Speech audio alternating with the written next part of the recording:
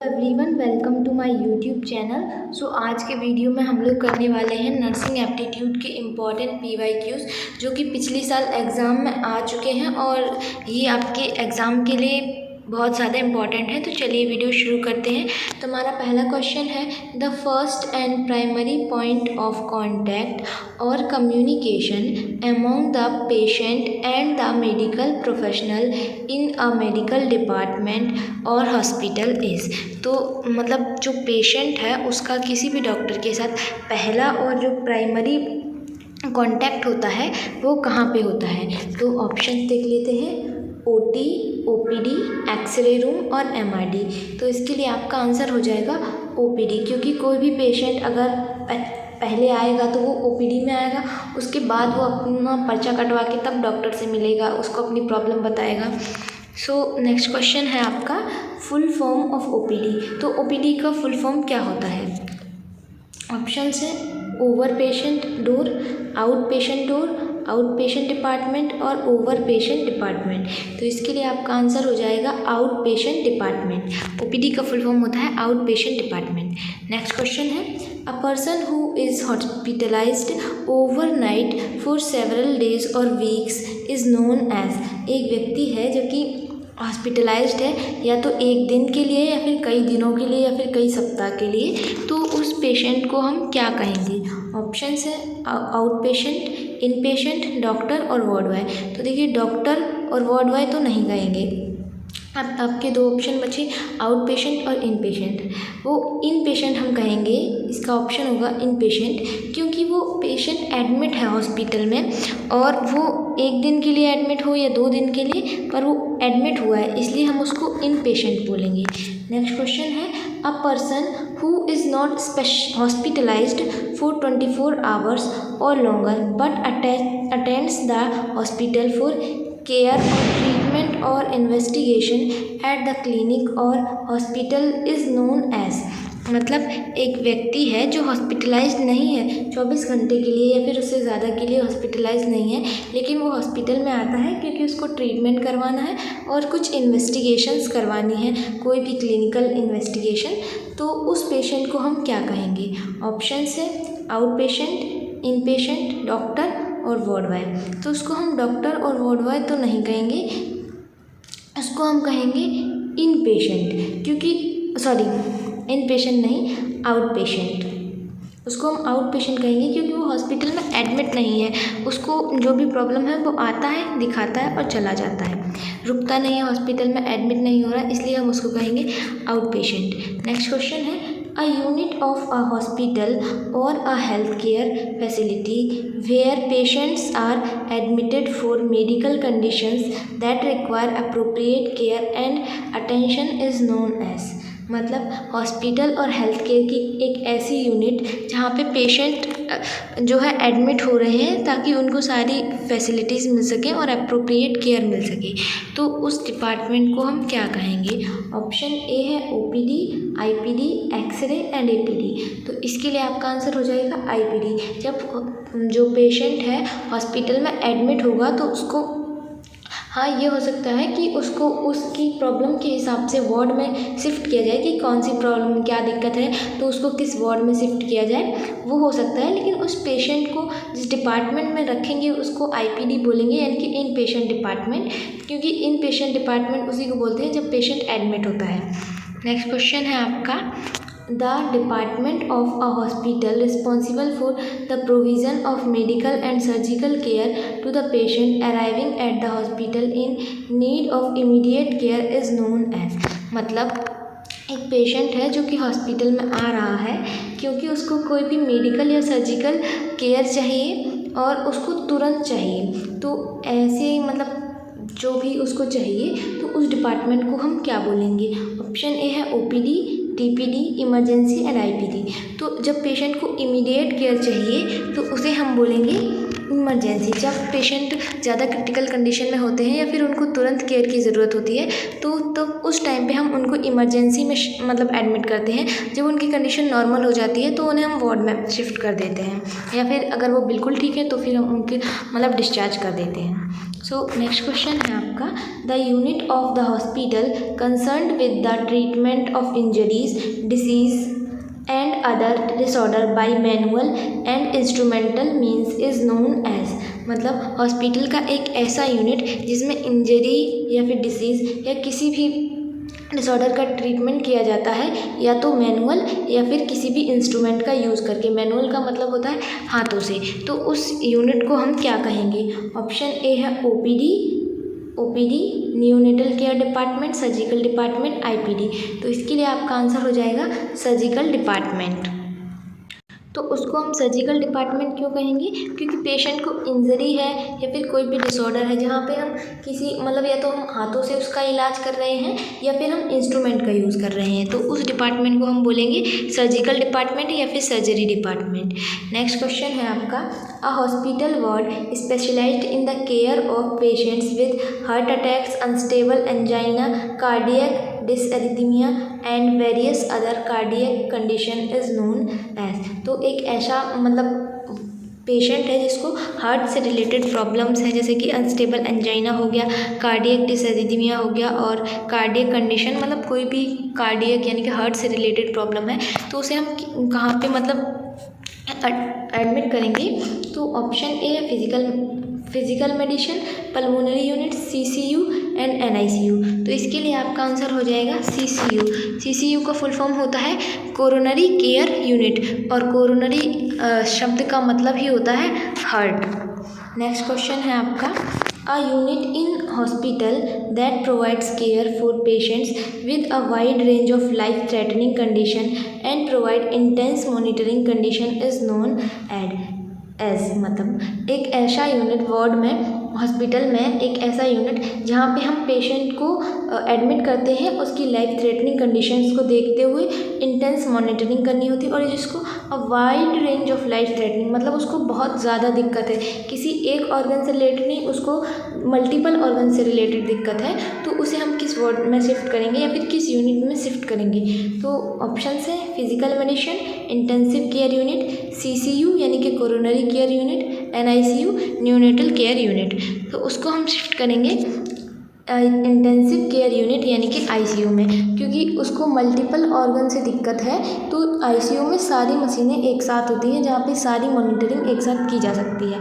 और जो आपका सीसीयू है कोरोनरी केयर यूनिट, वो आपका स्पेशली हार्ट के लिए होता है। एनआईसीयू बच्चों वाली क्रिटिकल केयर, जहाँ पे बच्चों को मतलब एडमिट किया जाता है क्रिटिकल कंडीशन उनकी असेस करने के लिए या फिर उनको ट्रीट करने के लिए। और फिजिकल मेडिसिन जहाँ पे आपका जनरली जुकाम बुखार ये सारी दवाएं मिलती हैं या फिर ऐसे पेशेंट्स एडमिट होते हैं। नेक्स्ट क्वेश्चन है आपका, the department concerned with health care worker and technician who provide clinical services to patient under the supervision of a physician is known as. मतलब ऐसा डिपार्टमेंट जो कि कंसर्न है हेल्थ केयर वर्कर से और technician से, जिसमें हम मतलब पर्सनली केयर दे रहे हैं उसको किसी भी फिजिशियन या फिर डॉक्टर के सुपरविज़न में, तो उनको हम क्या बोलते हैं? तो ऑप्शन ए है paramedical department, ICU, CCU and OPD. तो इसके लिए आपका आंसर हो जाएगा पैरामेडिकल डिपार्टमेंट। तो ऐसे हेल्थ केयर प्रोफेशनल्स जो कि किसी मतलब स्पेशलिस्ट होते हैं किसी एक चीज़ में, या फिर जो टेक्नीशियंस होते हैं वो किसी भी फिजिशियन और डॉक्टर के अंडर या फिर सुपरविज़न में वर्क करते हैं, तो उनको हम बोलते हैं पैरामेडिक्स या फिर पैरामेडिकल डिपार्टमेंट। और ये अलग अलग डिपार्टमेंट्स के लिए अलग अलग होते हैं, ये स्पेशलिस्ट होते हैं किसी एक चीज़ में। नेक्स्ट क्वेश्चन है आपका, the unit of hospital dealing towards short term care to help patients recovering from injuries, medical procedure, neuro and ortho disorders and returning to their daily life routine is known as. Option A paramedical department, medicine department, rehabilitation department and ICU. तो इसके लिए आपका answer हो जाएगा rehabilitation department. Next question है, the unit of hospital concerned responsible for planning, prescribing and counseling patient about their diet according to their diseased conditions is known as। मतलब ऐसा कौन सा यूनिट है हॉस्पिटल में या फिर डिपार्टमेंट है जो पेशेंट को प्रेस्क्राइब करता है, प्लान करता है और काउंसिल करता है उनकी डाइट को according to their disease condition, मतलब उनको क्या बीमारी है उस हिसाब से उनकी डाइट प्लान करता है, उनको कैसा खाना खाना चाहिए, खाने में कौन सी चीज़ ज़्यादा लेनी चाहिए, वो सारी चीज़ें कौन डिस्कस करता है या फिर कहाँ पे वो चीज़ें उसको बताई जाती हैं। तो इसके लिए आपके ऑप्शंस हैं medicine department, rehabilitation, food department and dietary department. तो इसके लिए आपका आंसर हो जाएगा ऑप्शन डी, डाइटरी डिपार्टमेंट। जो डाइटरी डिपार्टमेंट होते हैं वहाँ पे आपके स्पेशलिस्ट एंड डाइटिशियंस बैठते हैं जो कि काउंसिल करते हैं लोगों को about their diet according to their disease. Next question है the department of the hospital which deals with procurement, storage, compounding, dispensing, manufacturing, testing, packaging of drugs is known as। तो हॉस्पिटल का एक ऐसा department जहाँ पे procurement होता है, storage होता है, डिस्पेंसिंग होता है, मैन्युफैक्चर होता है, टेस्टिंग होता है ड्रग्स का, तो उस डिपार्टमेंट को हम क्या कहते हैं। ऑप्शन ए है medicine department, hospital pharmacy, community medicine and drugs department.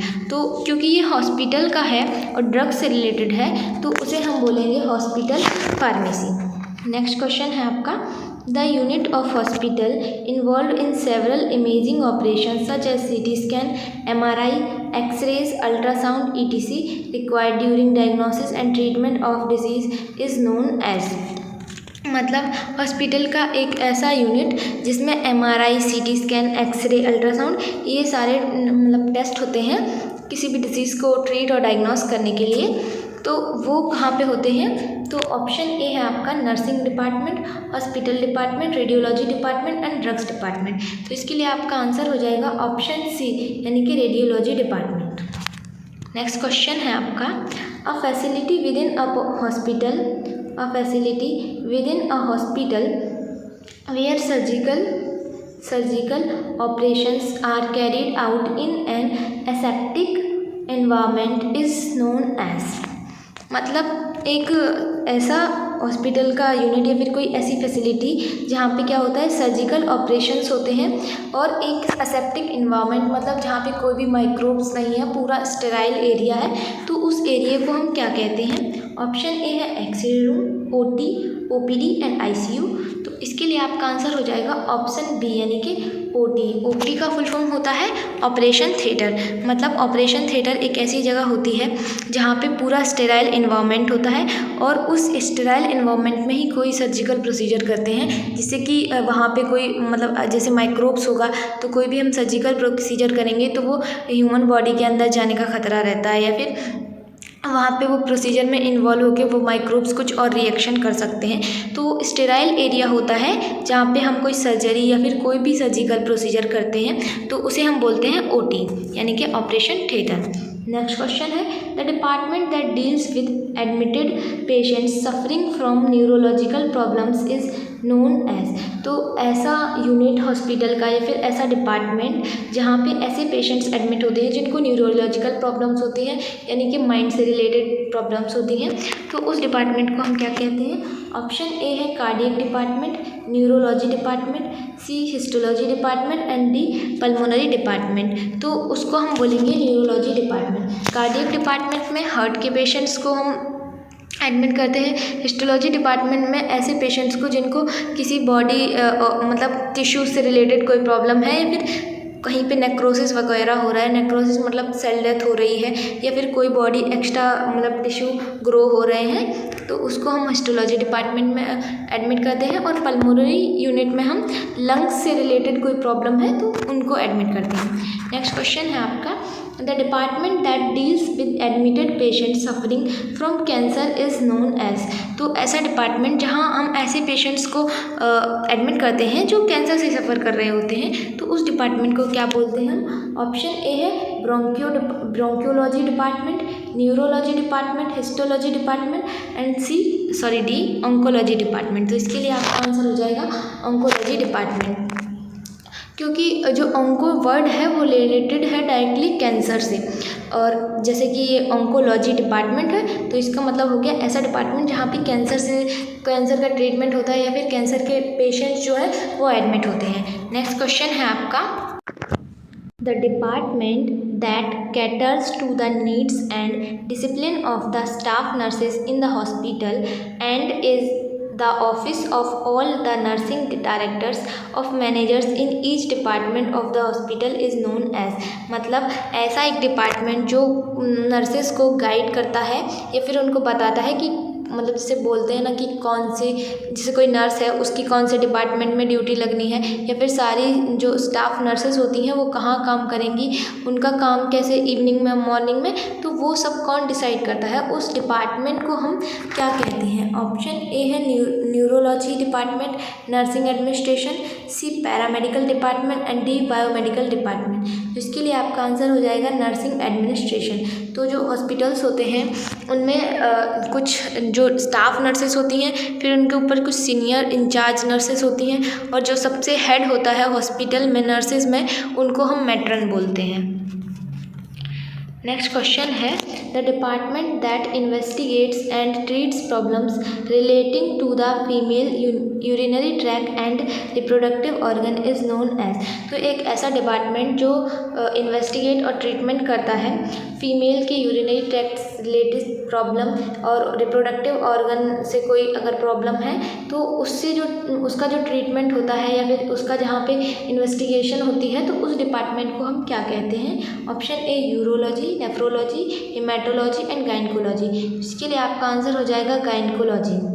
और जो डॉक्टर होता है जो ये सब देखता है उसको हम बोलते हैं गायनिकोलॉजिस्ट। तो आज के वीडियो में हम लोग इतने ही क्वेश्चंस करेंगे। वीडियो पसंद आई हो तो वीडियो को लाइक कर दें और चैनल पर नए हो तो सब्सक्राइब कर लो। बाकी अगर आपको ऐसी ही वीडियोस और देखनी है तो चैनल पे प्लेलिस्ट अपलोडेड है, आप लोग वो जाके एक बार चेक कर सकते हैं और फीडबैक दे देना वीडियो का कैसा लगा। बाकी वीडियो को यहाँ तक देखने के लिए थैंक यू।